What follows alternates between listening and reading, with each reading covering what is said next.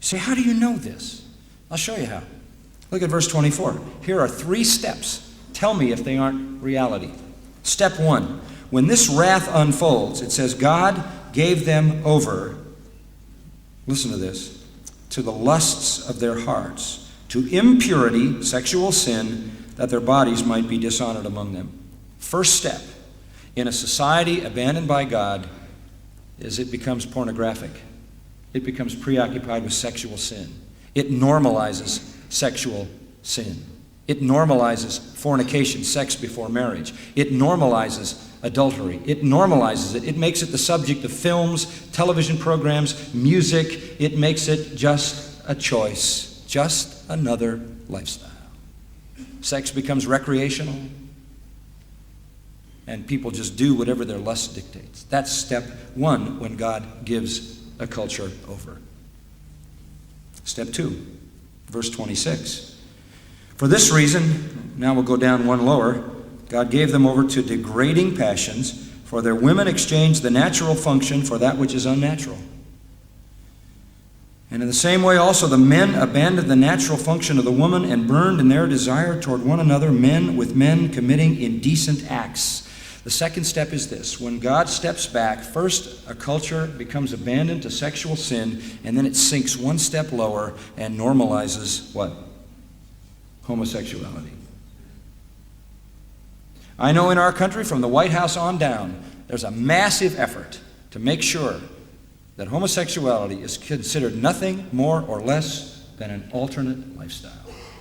In the public school systems of the United States, in our city of Los Angeles, there are homosexual protectors in elementary schools to make sure that little children who have homosexual tendencies are not harassed. These people become propagators among the children of our families. We want to make sure that we not only give them equal rights in our culture, but there's this feeling that they deserve reparations for the way they've been mistreated in the past, and so they have to have extra rights. It's just another part of the culture. I was watching your television the other day and hearing a woman who was really demanding to be ordained by the Presbyterian Church in New Zealand, even though she was a lesbian, and she couldn't understand how a church could call itself Christian and be unwilling to ordain a lesbian to the ministry. And her comment was, this church is not up to date. Now, homosexuality, when that becomes a normal part of the culture, you've sunk into step 2. But look at step 3 in verse 28. This is the bottom. God gave them over to a depraved mind. That's really frightening, because when the mind goes, you can't get back. As long as you've got a mind, you can look at what's going on and reason and say, wait a minute, we got a disaster on our hands. We've got a vanishing conscience. We've got an upside-down morality. We have the wrath of God unloaded on us, and we are sinking in a morass of sex and homosexuality. Wait a minute, we have to stop this. And you keep waiting, don't you, for somebody to stand up and say that. Nobody does. And you hear the arguments endlessly, justifying all of this stuff.